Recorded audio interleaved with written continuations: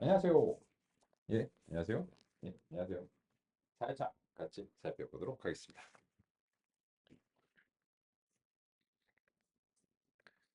어제 결과를 같이 한번 확인해 볼까요? 이제 결과를 이제 확인을 이제 해보겠습니다. 어제 이제 열심히 이제 그 컴퓨터가 노력했겠죠. 그죠?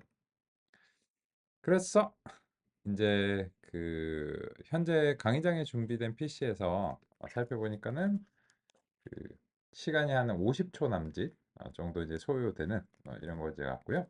그래서 이제 저 같은 경우에는 어제 이제 마지막으로 실행했을 때 손실이 한 8 정도에 가깝게 시작을 했습니다. 그리고 나서는 이제 그 손실이 내려오는 것처럼 이제 보이는데요. 그죠? 그래서 이제 이거를 이제 쭉 해서 600번을 이제 돌면은 10시간 정도 이제 걸렸겠죠. 그죠? 그래서 이제 이게 너무 많으니까 어, 여기다가 이제 셀을 하나 이제 추가를 하고 이 저 선실 변화를 이제 펜다스 데이터 이제 펜다스의 이제 시리즈 자료 구조로 이제 만들어 가지고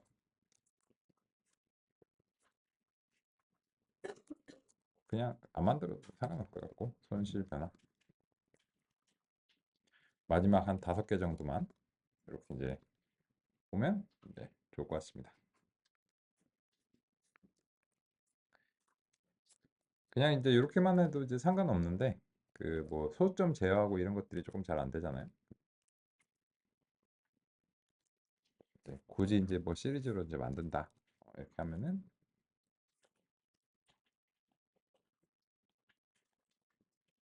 비슷합니다. 비슷하고 다만 이제 소수점이 너무 이제 상세하게 이제 나오는 거는 뭐 굳이 필요하지 않기 때문에 이런 식으로 살펴볼 수도 있을 것 같습니다.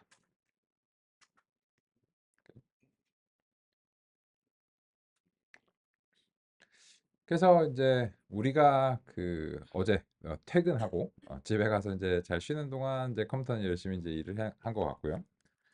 결론적으로는 1 근방 정도에서 손실이 이제 줄어들어 가지고 한 1 근방에서 멈춘 것으로 보입니다. 그죠? 그렇고요. 그러면 이제 이 정도 이제 손실이 이제 발생할 때 결과적으로는 요 테스트 데이터에 대해서 어느 정도 이제 성능이 이제 발생하는가라고 하는 점이 이제 우리의 관심사고 학습이 됐다면 손실이 이제 들었을 것이고 그 손실이 줄어들었다면 이제 성능이 좋아져야 되겠죠. 그래서 이제 찍어서 맞추는 확률의 10%보다는 이제 높은 수준이 되어야 되지 않을까라고 당연히 생각하고요. 그래서 결과적으로 보니까는 정확도가 한 70% 언저리 까지 이제 올라간 것을 확인할 수 있습니다.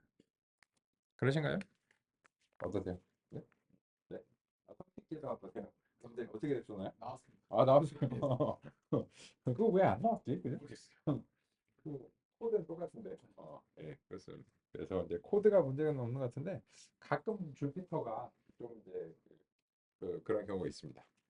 정 안 되면은 이제 오늘은 이제 그 스크립트를 주피터가 아닌 그냥 일반 파이썬에서 그냥 실행시켜 가지고 뭐 하는 걸 이제 시도해 볼까 이제 했는데 어쨌든 나오신다니까요. 그죠? 다행이네요. 그래서 이제 결과적으로 우리는 이제 이런 그 10시간이나 걸려 가지고 이제 했는데 학습이 이제 되긴 돼요. 그래서 그 우리가 어제 구현했던 부분을 같이 이제 확인해 보면 요 미니 배치, 경사 산출, 매개 변수, 갱신 요 세 가지인데 여기서 이제 이 경사 산출 부분은 그냥 이제 미분과 관련된 부분이라서 근데 우리가 뭐 여기 수학 시간 아니니까 수학적인 도구를 사용하지만 이 경사 산출이라고 하는 것은 결론적으로 이제 보시면 대략적으로는 여기서 그 수치 미분을 이제 수행하는 겁니다.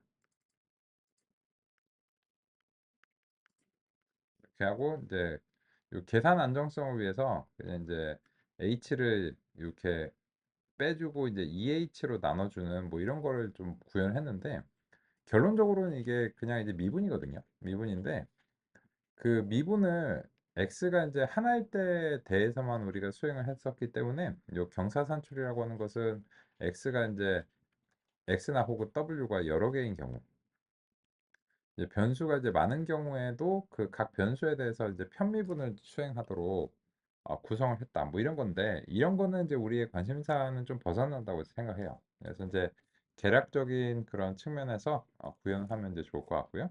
그래서 이제 그런 측면에서 이제 구현이 되어 있는 거를 그냥 가져가서 이제 사용하는 그런 이제 방식으로 이제 했습니다.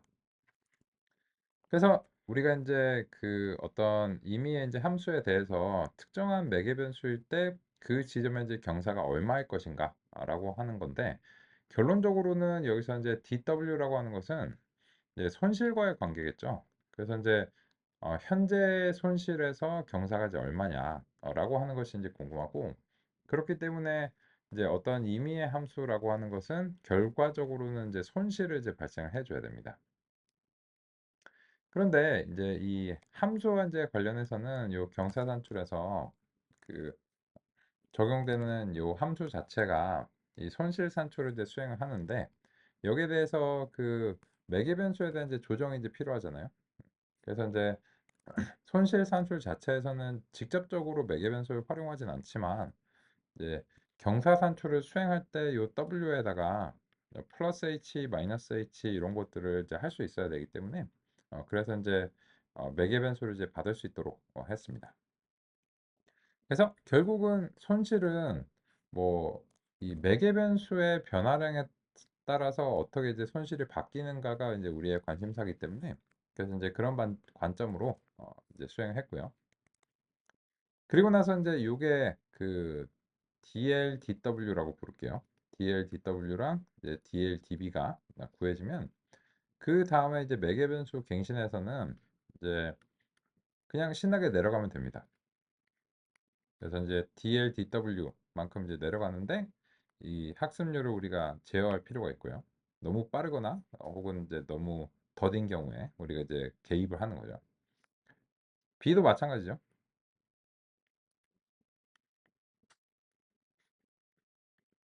그래서 이제 DLDB 이런 식으로 조정을 했습니다. 그러면 이것만 보시면은 이게 별로 지능적인 그런 방법은 아닌 것 같죠. 그냥 주어진 어떤 임의의 그 손실함수가 있는데, 요 손실함수의 지형 자체는 요거는 이제 우리 현재 구성된 이제 모형과 그리고 이제 데이터의 이제 조합입니다.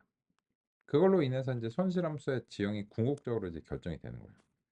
근데 여기에 대해서 우리가 이제 어떤 임의의 지점에서 출발해서 이제 더 낮은 지점으로 이제 향해 가고 싶은데, 그냥 우리가 할 수 있는 거는 그냥 지금보다 한 걸음 더 낮은 지점, 이런 식으로 이제 가는 겁니다. 이게 그 누가 이런 비유를 했어요. 요그 신경망이 학습을 수행하는 것에 대해서 그 누가 이제 비유를 했는데 제가 되게 공감한 비유가 있는데, 모기가 그 사람이나 이제 동물을 찾아가는 방식하고 비슷하대요. 모기가 이제 이렇게 막 되게 멀리까지 안 보일 거 아니에요. 그래갖고는 이제 이산화탄소인가 뭐 이런 거를 이제 감지하는 그런 건데, 이렇게 냄새를 맡아가지고 이산화탄소가 조금 더 진해지는 방향으로 일단 이렇게 날아간대요. 그래갖고 이제 그 지점에서 또 이렇게 킁킁킁 냄새를 맡아가지고 또 이제 가고 하다 보면 저기 이제 사람이나 이제 동물이 있는 거죠. 그래서 이제 얘가 뭐 엘리베이터의 어떤 그 아파트의 뭐 구조라든지 뭐 집의 구조나 도시의 구조를 뭐 알 수는 없잖아요.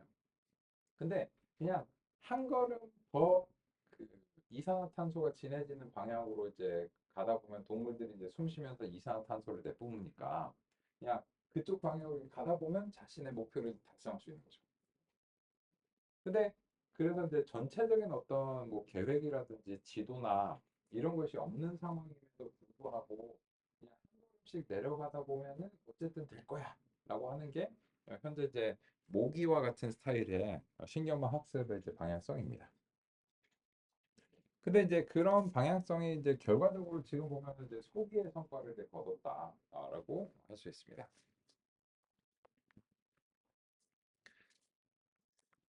그런데 우리가 이제 그 문제가 있죠. 이 문제가 이제 뭐냐면 너무 오래 걸려요. 이게 이제 그 나름 요 CPU를 이제 보시면 이 CPU가 그 나름 괜찮은 이제 CPU거든요.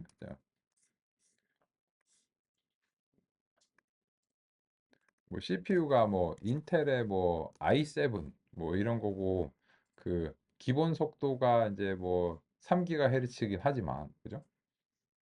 그리고 이제 뭐 코어가 6개고 이제 그 두 개씩 쪼개서 이제 12개나 이제 되니까 이 나름 이제 그 나쁘지는 않단 말이에요. 그리고 이제 어제 보시면 이거 연산할 때 12개의 논리 프로세서를 이제 다 사용하잖아요. 1200%막 쫙 다 사용하는데 그래도 10시간이 걸린다라고 하는 것은 너무 오래 걸리죠. 그래서 이제 이거는 이제 지금은 10시간인데 1980년대에는 이거는 기다릴 수 없는 문제가 이제 될 수 있습니다. 그래서 이제 우리의 그 오늘의 이제 논의는 그 이후부터의 논의다라고 할 수 있는데요. 일단 이제 교재에서 그 싱크를 맞추고 이제 넘어가 보도록 하겠습니다. 136페이지 4.5절의 학습 알고리즘 구현하기 라고 하는 이제 부분이고 미니 배치에 대한 얘기는 아직 안 드렸어요. 그래서 이제 그 곧 드릴 거고요. 근데 다만 이제 요거를 미니 배치를 바꿔가면서 그 모형의 성능을 보고 싶은데 지금은 그걸 할 수가 없잖아요. 그거를 바꿔서 실험을 다시 하면 10시간 또 걸리고 뭐 이러잖아요. 그래서 이게 그 훈련 시간을 효과적으로 줄이고 나는 논의를 한 다음에 그리고 나서 이제 돌아와서 좀 볼게요. 그리고 이제 2단계 기울기 산출, 3단계 매개 변수 갱신, 그리고 4단계는 그런 걸 이제 반복하는 거다. 그래서 이제 결국은 얘가 그 모기 요 모기들하고 상당히 비슷한 그런 어떤 방법론입니다. 방법론인데 어쨌든 이제 된다라고 하는 거고 지금의 챗GPT도 이렇게 그 동작을 해요. 그 동작을 하고 그러면 과연 이렇게 동작을 하는 것이 우리의 지능을 이제 설명할 수 있을 것인가에 대해서는 좀 의문스러운 부분이 있어요. 있고 왜냐면 이제 우리는 모기처럼 동작하진 않거든요. 우리는 이제 그 예를 들어서 어딜 가야 된다라고 하면은 그냥 무작정 이제 가는 건 아니잖아요. 뭔가 이제 그 계획과 방향을 세우고 이렇게 뭐 지표를 이제 삼고 뭐 이런 식으로 이제 가잖아요. 물론 이제 옛날에 무작정 가기도 했지만요. 그래서 과연 이게 그 지능의 끝판왕일까에 대해서는 좀 의문스러운데 결론적으로는 일단 이렇게 동작하고 있고 현재로서는 딱히 대안이 없는 상황입니다. 그래서 이제 나중에 이제 5년이나 10년 뒤 정도에는 이 이론이 근본적으로 패러다임이 바뀔 가능성도 없진 않겠죠. 근데 당장은 아니니까. 그죠? 당장은 아니니까 그렇고요.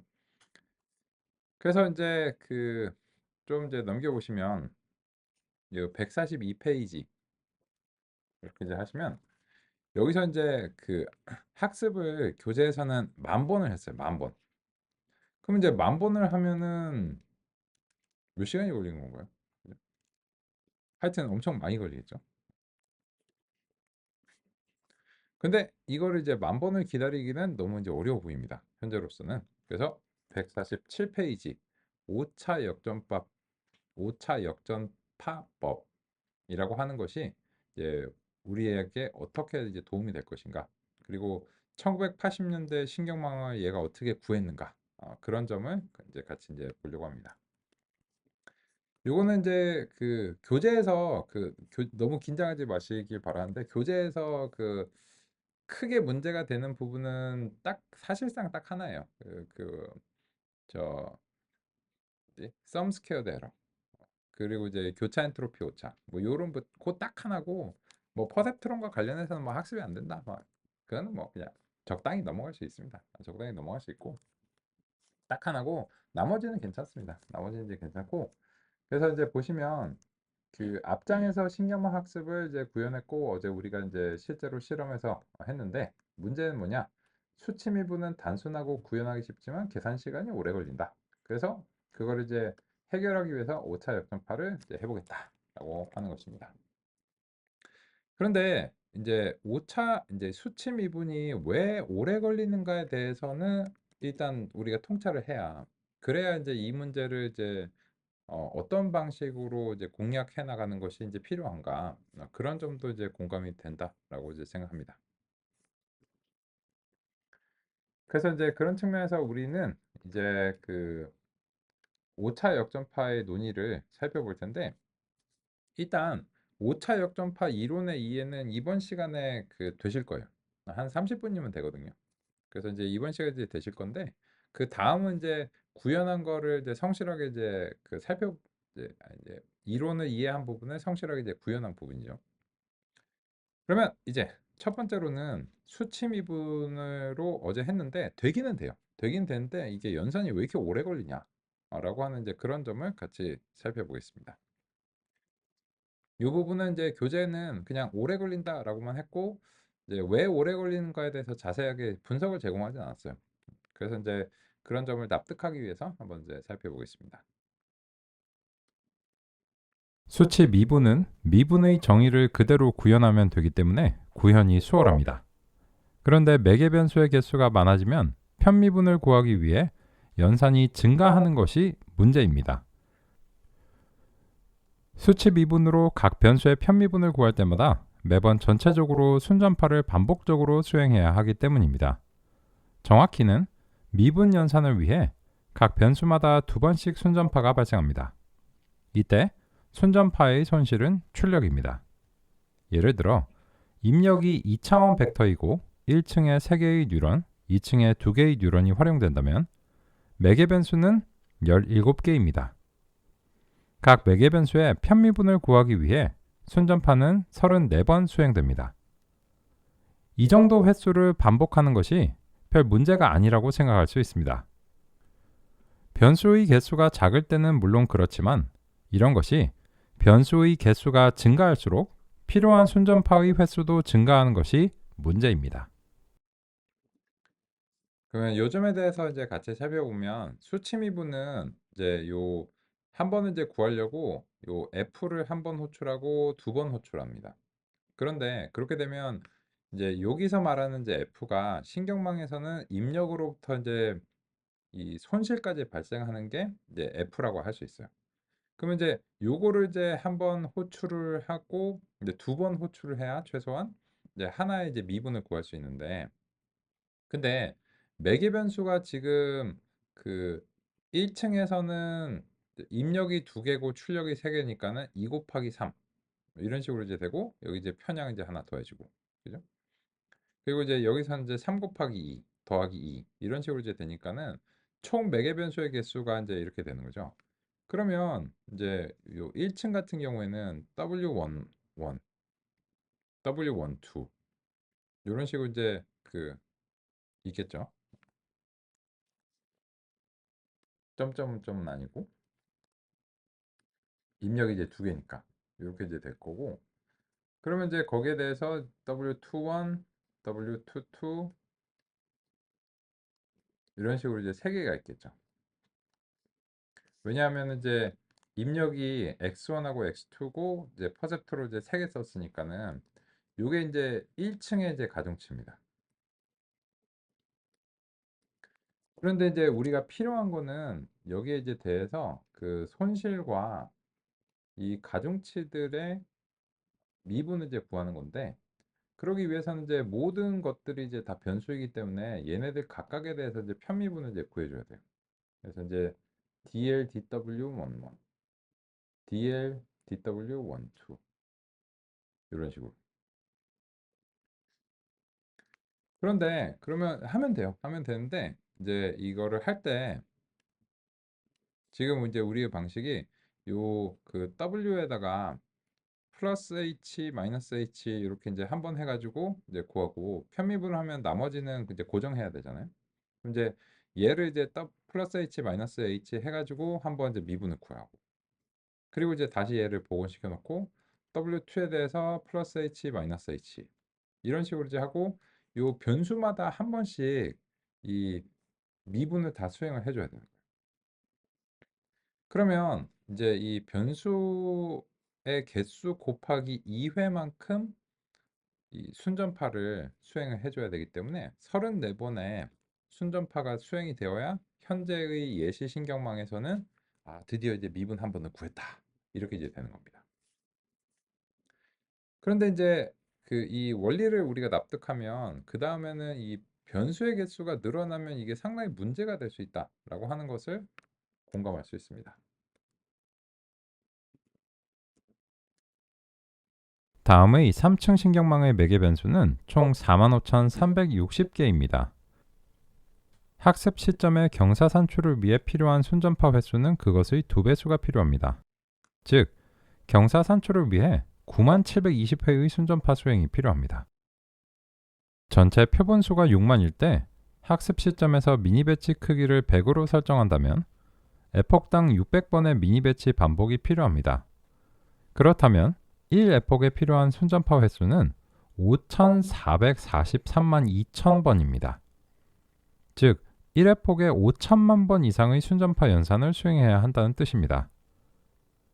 이런 문제는 매개 변수의 개수가 많아질수록 그에 따라 비례하여 증가합니다. 현재는 지극히 간단한 3층 신경망임을 고려한다면 딥러닝을 수치 미분으로 학습시키는 것은 사실상 불가능에 가깝다는 것이 예상됩니다. 딥러닝에서는 매개 변수의 개수가 수백억, 수천억, 수십억, 수조 개일 수도 있기 때문입니다. 그러면 이거는 이제 우리의 이제 예시 신경망 같은 경우에는 784, 50, 50, 100, 110 이렇게 이제 끝나니까 매개 변수의 이제 총 개수가 이제 45,360개입니다. 그런데 방금 전에 논의에 따르면 이거에 대해서 미분을 이제 구하기 위해서 손실과의 이제 관계를 이제 구하기 위해서는 이제 2번씩 호출을 이제 해줘야 되기 때문에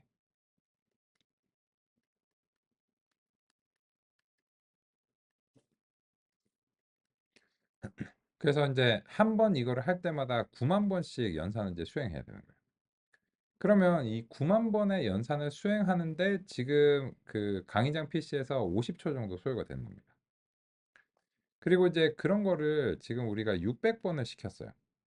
그래서 이제 그냥 구체적인 수치로 이제 보여드리기 위해서 제가 그냥 딱 이제 숫자를 이제 정한 거고요. 이 600번이 이제 뭐 무조건이어야 되는 건 아닌데 그냥 구체적 수치를 이제 정해봤고 그래서 이제 그거를 5천만 번을 이제 수행하는 거예요. 그래서 이제 5천만 번을 수행하는데 지금 10시간 걸린 겁니다. 네? 그래서 이제 이러한 문제가 있다는 사실을 우리가 이제 직접 이제 모든 부분을 거의 대부분 다 구현했기 때문에 이제 공감할 수 있습니다. 그런데 이제 문제는 뭐냐면 이런 것이 만약에 1980년대에 이루어졌다면 신경망은 그냥 그 안 되는 거예요. 그냥 이건 사용이 이제 불가능한 건데 그런 측면에서 같이 살펴보겠습니다. 1980년대와 비교하면 컴퓨터 연산 성능은 10,000배 가까이 차이 납니다. 지금의 준수한 CPU에서 5분 정도 소요되는 연산이라면 1980년대의 컴퓨터에서는 1년 정도 소요된다는 의미입니다. 미니 배치 하나를 훈련하는데 현재 컴퓨터로 5분이 소요된다면 1에폭이 100개의 미니 배치로 구성된 경우일 때 500분이 소요됩니다. 같은 연산을 1980년대 컴퓨터로 수행하면 1에폭 훈련에 500년이 필요합니다. 신경망이 퍼셉트론과 달리 비선형성을 극복할 수 있다고 해도 500년을 기다리는 것은 어려울 것 같습니다. 게다가 훈련 결과가 마음에 들지 않으면 신경망 구성을 다르게 바꿔서 다시 훈련하고 결과를 살펴봐야 합니다. 1980년대 컴퓨터로 이런 작업을 수치 미분으로 수행하는 것은 지극히 간단한 데이터에 아주 얕은 신경망을 적용할 때나 가능합니다. 수치 미분적 방법은 이해가 쉽고 구현이 간단하지만 신경망 구성이 약간만 복잡해져도 연산의 요구량이 기하급수적으로 증가해 실제로 사용이 어렵습니다. 요게 그 2005년하고 이제 비교한 이유가 뭐냐면 2005년에 이제 그 싱글 코어에서 이제 멀티 코어로 나가던 이제 지점이라서 그렇고 근데 우리는 그나마 이제 그 1분 이내로 소요가 된 게 멀티 코어 이제 12개를 다 사용해서 이제 그 정도인 거예요. 근데 만약에 이제 싱글 코어로 했으면 그보다 오래 걸렸을 가능성이 있겠죠. 그 가능성이 있고 그러면은 이제 이 싱글 코어 대 싱글 코어로 이제 비교하면 이제 이 신경망이 이제 등장하던 시점이 한 요때쯤이거든요. 그러면은 이제 여기서 이제 1980년대 최고 수준의 컴퓨터의 성능을 이제 1이라고 놓고 본다면 2005년에 그 요새는 좀 헤매고 있는 인텔이지만 그 인텔의 이제 2005년 프로세서로 비교하면 6,500배의 성능입니다. 그러면 이제 그 말은 이제 사람의 시간으로 환산하면 1980년대 컴퓨터에서 이제 1년 걸리는 게 얘가 이제 5분 걸린다. 뭐 그런 이제 말씀을 드렸고, 그러면 이제 지금 5분이 걸리면 1980년대에는 이제 조선 왕조가 필요하다는 거죠. 그래서 이런 식이면은 1980년대에는 살아남을 수가 없다는 겁니다. 신경망 자체가. 지금은 그런 것들을 극복해서 살아남아서 이제 신경망이 있으니까 여기에 대해서 이제 얘기를 하고 딥러닝의 영광도 있는 거죠. 그래서 이제 어떻게? 그래서 이제 당시 1980년대 중요한 주제는 이 신경망의 연산을 어떻게 이제 빨리 효과적으로 할 것인가라고 하는 이제 점이었고, 그 점이 이제 유명한 5차 역전파입니다. 신경망 학습에서 손실에 대한 경사를 구해야 한다는 목표는 동일하지만 그것을 구하는 방식은 두 가지입니다. 첫 번째로는 수치 미분입니다. 수치 미분은 구성이 약간만 복잡해도 재계산으로 인한 연산의 조합이 폭발적으로 증가합니다. 다른 방법은 해석적으로 수행하는 것입니다. 그런데 애초에 해석적으로 하기 어렵기 때문에 수치 미분을 고려했습니다. 그런데 다시 해석적으로 돌아올 수 있을까요? 전체 손실함수를 모든 변수에 대해 한 번에 미분하는 것은 매우 어렵습니다. 또한 신경망의 구성이 바뀔 때마다 결과가 달라지기 때문에 더욱 문제가 됩니다. 두 개 이상의 연산 혹은 함수로 구성된 것을 합성함수라고 하겠습니다. 손실함수는 여러 연산으로 구성되기 때문에 합성함수입니다. 합성함수에 대한 미분을 해석적으로 구하는 효과적인 방법으로 연쇄법칙이 있습니다. 연쇄법칙은 17세기 미분의 기법으로 발명되었습니다. 연쇄법칙은 합성함수를 구성하는 각 함수의 미분의 곱으로 전체 미분을 구할 수 있다는 정리입니다. 합성함수를 해석적으로 한 번에 미분하는 것은 어려울 수 있지만 합성함수를 구성하는 여러 연산을 국소적으로 분해한 다음 각 국소적인 연산에 대해 미분을 구하는 것은 상대적으로 훨씬 쉬운 작업입니다. 국소적 미분의 결과를 모두 곱하면 합성함수의 미분이 됩니다. 연쇄법칙을 손실에 대한 학습 매개변수의 경사를 구하는 데 활용하는 것을 5차 역전파라고 합니다. 신경망 학습 최적화의 수단으로 연쇄법칙을 적용한다고 할 수 있습니다. 5차 역전파와 수치 미분은 같은 목표를 달성하는 서로 다른 방식입니다. 목표는 손실에 대한 경사 산출입니다. 수치 미분으로 연산을 수행하면 조합의 경로가 폭발적으로 증가하면서 연산에 어려움이 생깁니다. 5차 역전파는 경사 산출을 위해 단 한 번만 연산을 수행합니다. 한 번의 연산으로 경사를 산출하기 때문에 매우 효율적입니다. 또한 손실 산출 시점에서 매개변수의 개수에 대한 연산의 횟수의 증가가 매우 완만합니다. 그래서 현재의 신경망 학습에서는 5차 역전파를 사용하지 않는 경우는 없습니다. 학습 최적화 연산의 방법으로서 연쇄법칙을 활용하는 것은 1960년대부터 이미 논의가 되었습니다. 미분 계산이라는 측면에서 이미 17세기 연쇄법칙은 잘 알려져 있었기 때문입니다. 이러한 방법론이 정리되어 교재에 실려 널리 알려진 시점이 1986년입니다. 그래서 5차 역전파의 발명 시점은 종종 86년으로 이야기하며 이 시점을 신경망의 기초 이론이 정립된 것으로 간주하기도 합니다. 왜냐하면 5차 역전파를 활용하지 않는 신경망은 실제적으로 학습이 불가능하기 때문입니다. 5차 역전파는 신경망의 가장 핵심적인 개념과 기법 중 하나입니다. 그러면 이제 우리는 5차 역전파를 이제 이해를 할 건데, 지금 이제 화면에 이제 표시되고 있는 요런 그 그림 자체는 현재로서는 좀 이게 무슨 의미인가 이제 싶으실 가능성이 이제 있는데요. 수학적 배경이 상당하시지 않은 경우에는요. 근데 이제 결론은 이거죠. 예를 들어서 아니고 결론은 DLDW를 우리가 구하고 싶습니다. 이게 이제 목표예요.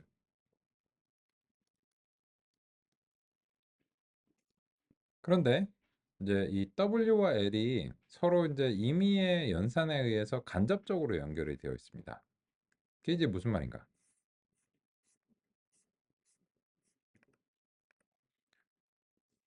신경망의 이제 구성에서 어떤 이제 1층에 임의의 이제 가중치를 W 이제 PQ라고 이제 부를게요. 그러면은 이 WPQ가 변화하는 거에 따라서 손실이 어떻게 변하는지를 우리가 알고 싶은 게 목표인데, 여기에서 이 가중치를 조금 이제 변화시키면 이 변화가 완전 연결해서 다음 같은 연산을 거치고 활성화를 거치고 또 거치고 이렇게 쭉 여러 단계 이제 거쳐서 되어 있기 때문에 이거를 이제 변화시킨 거의 효과를 얘가 이제 어떤 얼마만큼 이제 변화를 이제 느낄 것인가 이런 거를 이제 알기가 어렵다는 겁니다.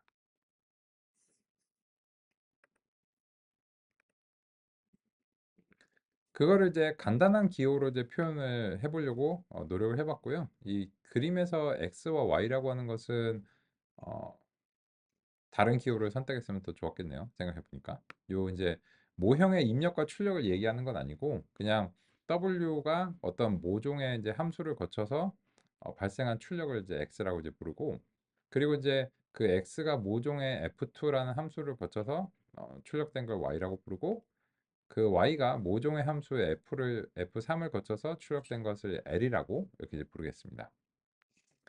근데 우리는 이 간접적으로 이제 떨어진 것들의 관계를 이제 구하고 싶은데, 이거를 이제 그 비유적인 측면에서 얘기해 보면 이런 거예요. 이제 그 작년 초에 그 코로나가 이제 일단 이제 공식적으로 해제가 됐잖아요. 근데 예를 들어서 내가 코로나에 걸리거나 하면은 우리 가족은 직방이죠. 네? 그래서 직접 연결된 것들의 변화량은 내가 코로나가 걸렸을 때 우리 가족이 코로나가 걸릴 확률은 상당히 직접적으로 알 수 있습니다. 실제로 이제 그래서 전국의 절반이 걸렸잖아요. 그런데 이제 문제가 뭐냐면 내가 코로나가 걸리면 전 세계 감염률은 어떻게 바뀔까요? 이건 좀 어렵죠. 왜냐면 내가 우리 가족하고 지내고 또 내가 누군가하고 만나고 또 이제 우리 가족이 또 누군가 만나고 이렇게 하면 막 이렇게 이제 퍼져나가니까 그걸 알긴 대단히 어렵잖아요. 그죠? 또 내가 뭐 비행기를 타냐, 뭘 하냐, 뭐 무슨 직업이냐, 뭐 이런 거에 따라서 이제 굉장히 달라지니까. 그래서 여기 있는 것과 최종적으로 이제 전 세계 코로나 뭐 감염률 이런 것들이 어떻게 변하는지를 알기가 되게 어렵다는 겁니다. 그런 이제 그런 비율을 이제 염두에 두고 보시면, 그래서 이제 우리가 하고자 하는 신경망에서의 그 요 W와 L의 관계가 이제 그런 어떤 어려움을 가지고 있는데, 여기에 대해서 근데 17세기에 이 수학자들이 방법을 마련해 놨어요. 직접 연결된 것들의 변화량은 알 수 있나요? 예, 알 수 있습니다. dx, dw. 오케이, 오케이. 그러면 x와 y가 직접 연결되어 있는데 그러면 얘네들끼리의 변화량은 알 수 있죠. 예, dy, dx 뭐 알 수 있다 칠게요. 그리고 y와 l은 직접 연결되어 있으니까 dy, dl인데, 그러면 이제 17세기 연쇄 법칙은 이렇게 얘기합니다. 큰 걱정 없습니다. dl, dy, dx 하면은 지워지고 여기서 dx, dw를 구할 수 있다면서요. 예. 그러면은 요게 또 x가 지워지면 dl, dw가 남으니까 결국은 dl, dw를 구할 수 있을 것입니다. 이렇게 이제 했는데 기호 장난이죠. 지금만 보면. 하지만 결과적으로는 이게 된다는 건데 그것이 우리가 이제 이해하고자 하는 오차 역전파의 이제 핵심입니다. 이걸로 이해하실 수 있다고 생각하지는 않습니다. 보통의 경우에는. 그래서 이제 과정을 거쳐서 살펴보겠습니다. 그래서 먼저 계산 그래프라고 하는 이제 간단한 개념을 소개해 드리고자 합니다. 연쇄 법칙을 사용하기 위해서는 합성함수를 국소적인 연산으로 나누어 표현하는 것이 도움이 됩니다. 수식으로 표현할 수 있지만 각 연산의 흐름을 계산 그래프로 시각화할 수도 있습니다. 계산 그래프로 표현하면 연산별로 중간결과의 변화를 살펴보기 편리합니다. 또한 연쇄 법칙을 시각화하는 데도 도움이 됩니다. 다음의 간단한 예시로 살펴보겠습니다. Z는 합성함수입니다. X와 Y를 더하는 연산 하나와 그 결과를 제곱하는 두 개의 연산으로 구성되기 때문입니다. 아무리 간단해도 두 개 이상의 연산으로 구성되어 있으면 합성함수입니다. 이것을 계산 그래프로 표현하면 다음과 같습니다. 계산 그래프는 계산의 흐름을 그래프로 표현합니다. 각 연산을 동그라미 모양의 노드로 표시하고 데이터가 전달되는 흐름은 그래프의 화살표로 표시합니다. 계산 그래프에서 입력으로부터 출력을 향해 값들이 전달되는 과정을 순전파라고 합니다. 신경망에서도 순전파라고 하는 용어를 사용하는데 신경망도 임의의 합성함수이고 그러한 함수에 대해 값들이 입력에서부터 출력을 향해 전달되기 때문에 그렇습니다. 그러면 이거는 이제 굉장히 간단한 개념인데요.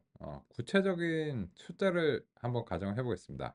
예를 들어서 요런 연산이 있는데 이제 "z의 값을 구해라."라고 하는 이제 이런 문제가 있다고 할게요. 그럼 이제 x가 뭐 1 이고 y가 2인 경우 z의 값을 구해라라고 하면은 요 x가 1 이고 y가 2 니까 더하기해서 인제 3 인데 어디 써 놓을 데가 없잖아요. 그래 갖고 인제 요 위에다가 뭐 3 쓰고 그리고 인제 요거를 이제 3 제곱해 갖고 이제 9 하니까는 이제 z9 뭐 이런 식으로 이제 나오겠죠. 그런데 인제 이런 연산을 오른쪽에 있는 계산 그래프로 그리면 중간 결과의 흐름을 효과적으로 표현하는 게 가능합니다.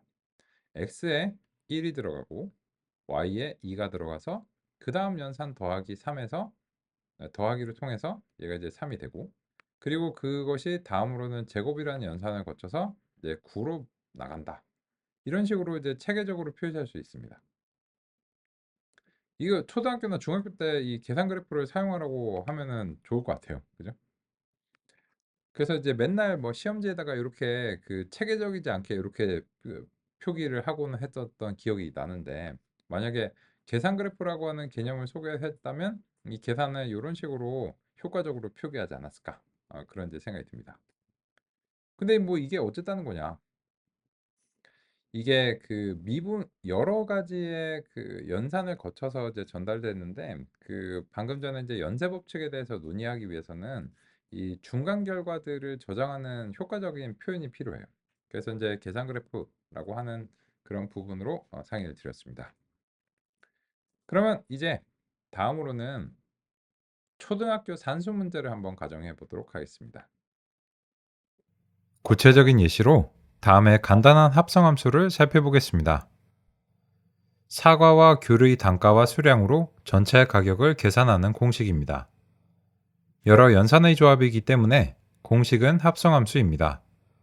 이 합성함수는 총 4개의 연산으로 되어 있고 연산의 유형은 더하기와 곱하기 두 종류입니다. 이러한 공식을 계산 그래프로 다음과 같이 표시할 수 있습니다. 무척 간단하지만 합성함수이고 따라서 연쇄 법칙의 효과를 논의해 볼 수 있습니다. 복잡한 함수도 결국은 국소 연산의 조합이기 때문에 분석 방법은 동일합니다.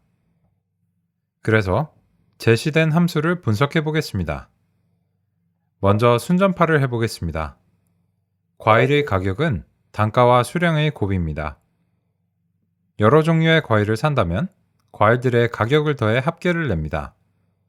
단가에 세금이 포함되지 않았다고 가정하면 최종 가격은 부가세를 곱해서 결정됩니다.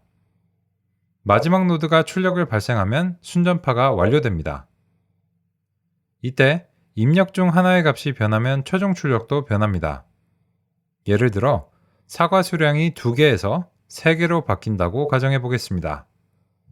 그리고 계산 그래프를 사용하지 않아서 중간 결과들이 저장되지 않았다고 가정하겠습니다.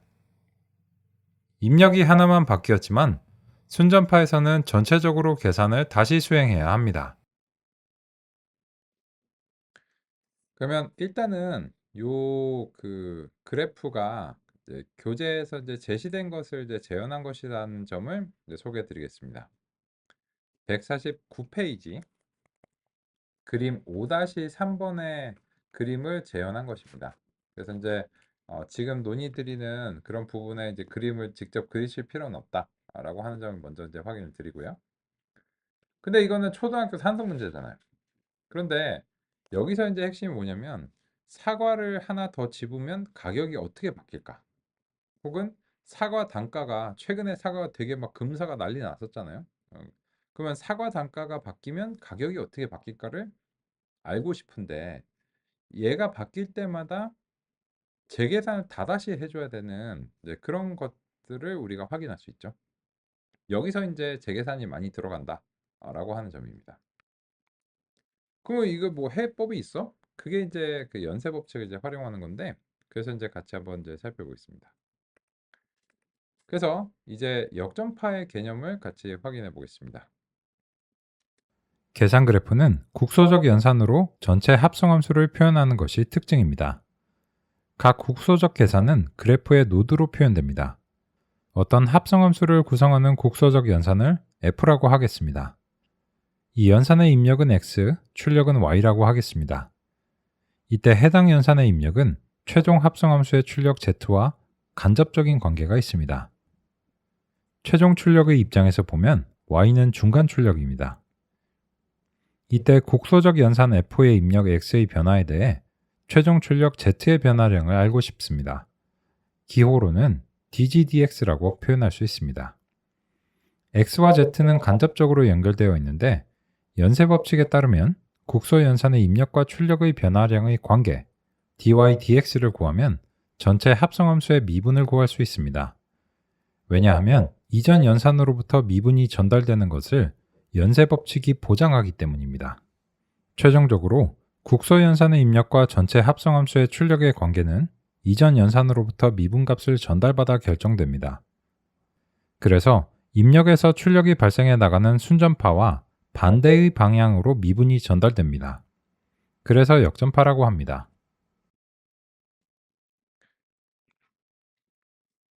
그러면 여기서 이제 기호의 상태를 좀 보겠습니다. 우리가 알고 싶은 목표를 다음과 같은 기호로 서술해 보겠습니다.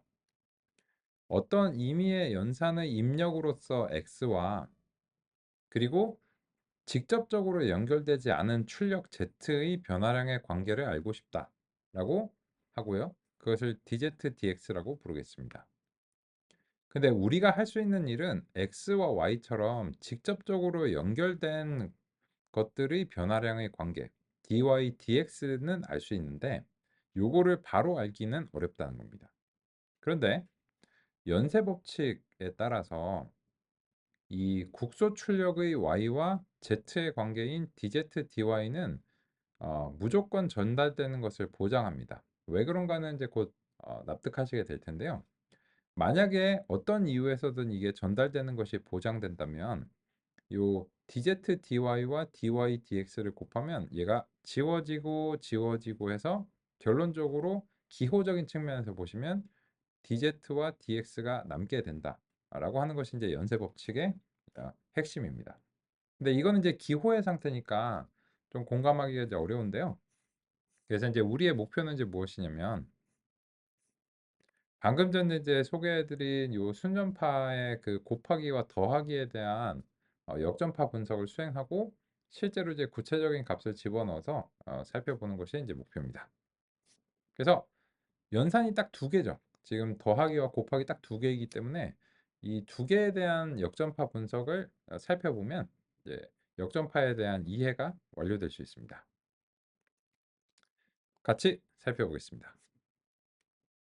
더하기는 아주 흔하고 공통적인 연산입니다. 더하기 연산은 두 개의 입력 XY를 받아 단일 출력 Z를 발생합니다. 더하기 연산에 대한 역전파는 최종 출력에 대한 입력 두 개의 미분입니다. 더하기 연산의 중간 출력 Z는 최종 출력일 수도 있고 합성 함수의 중간 출력일 수 있습니다. 최종 출력을 L이라고 표기했을 때 더하기의 출력값이 임의의 연산을 거쳐 최종 출력으로 전달된다고 가정하겠습니다. 최종 출력과 더하기 연산 입력들의 미분을 구하기 위해서는 연쇄 법칙을 사용할 수 있습니다. 연쇄 법칙을 사용하기 위해서는 상류로부터 미분이 전달된다는 것을 가정합니다.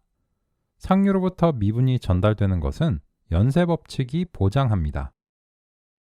더하기 연산은 변수가 두 개이기 때문에 각각 편미분이 수행되어야 합니다. 편미분을 수행한 결과는 다음과 같습니다. 출력으로부터 전달되어 내려온 역전파에 각 변수별로 연쇄 법칙을 적용합니다. 그 결과 더하기 연산은 상류의 역전파를 그대로 전달하게 됩니다. 그러면 여기서 이제 같이 한번 살펴보겠습니다. 이제 임의의 국소 연산 더하기인데요. 그 더하기의 입력을 x와 y라고 하고 그 국소 연산의 출력을 z라고 하고 최종적으로 최종 출력을 L이라고 하겠습니다. 신경망 이제 비유해서요. 그러면 이제 우리가 할 수 있는 일은 직접적으로 연결된 입력과 출력의 관계 dz dx와 dz dy를 이제 구할 수 있는데요. 이거는 1입니다. 왜 그런가는 뭐 제가 말씀드릴 필요가 거의 없다고 생각하지만 이제 그냥 의미적으로 보면 x가 1 변할 때마다 z가 1 변하죠. 그리고 y가 1 변할 때마다 z가 1 변하죠. 그런 측면에서 이 편미분적인 측면으로 살펴보셔도 의미가 이제 바람직하다는 걸 알 수 있습니다. 그러면 결과적으로 우리가 알고 싶은 것은 dl dx와 dl dy인데 여기에 대해서 우리가 dz dx랑 dz dy를 이제 해놨어요. 그러면 상류에서 dl dz가 전달되는 것은 보장하는데 현재로서는 무조건 내려오지만 이게 어떤 값인지는 알 수가 없어요. 근데 어쨌든 이제 무조건 내려올 거고 그러면 이제 그 값이 내려오면 거기에 대해서 dz dx와 dz dy를 곱해주면 되는데 그게 그냥 1이니까 그냥 그대로 이제 전달하는 겁니다. 이게 더하기의 이제 역전파입니다. 일단 그런가? 뭐 하여튼 그렇다니까 뭐 그런 것 같다라고 이제 하실 수 있는데 곱하기에 대해서 이제 같은 방식으로 한번 더 해보고 그리고 나서는 구체적인 숫자로 한번 보겠습니다. 그럼 같은 방식으로 곱하기 역전파를 이제 보겠습니다. 곱하기 연산의 역전파 분석을 살펴보겠습니다. 곱하기 연산의 국소 미분은 다음과 같습니다. 미분의 의미는 입력의 변화량에 대한 출력의 변화량을 표현한 것이라고도 할 수 있습니다. 그런 관점에서 보면 x가 1씩 변할 때마다 z는 y만큼 변하고 마찬가지로 y가 1씩 변할 때마다 z는 x만큼 곱해지기 때문에 다음과 같은 편미분의 결과를 납득할 수 있습니다. 이것을 상류로부터 전달받은 미분에 곱하면 최종적으로 입력에 대한 역전파 미분을 구할 수 있습니다.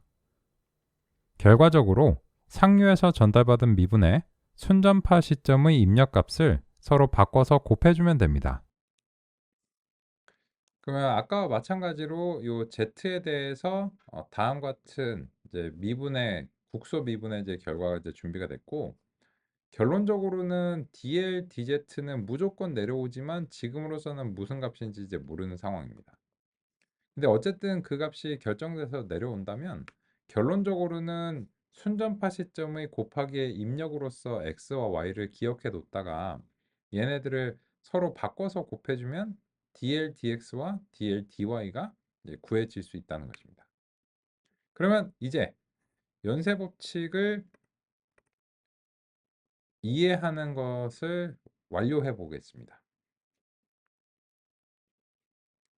순전파에서는 입력이 바뀌면 전체적으로 재계산을 수행해야 합니다. 이런 방식은 조합의 가짓수가 많아지면 재계산 횟수가 폭발적으로 증가할 수밖에 없습니다. 재계산을 하지 않고도 입력이 바뀔 때마다 출력이 어떻게 바뀌는지를 바로 알 수 있는 방법이 있을까요? 그것이 바로 연쇄 법칙을 활용한 역전파입니다. 먼저 목표는 입력의 변화량에 따른 출력의 변화량이라고 표현할 수 있습니다. 이것은 수식으로는 입력과 출력의 미분으로 표시할 수 있습니다. 미분으로 표현하면 연쇄 법칙을 활용할 수 있습니다. 연쇄 법칙으로 역전파를 수행하려면 국소 미분이 준비되어 있어야 합니다. 지금의 합성함수는 총 4개의 연산으로 구성되어 있고 유형은 더하기와 곱하기 두 가지입니다.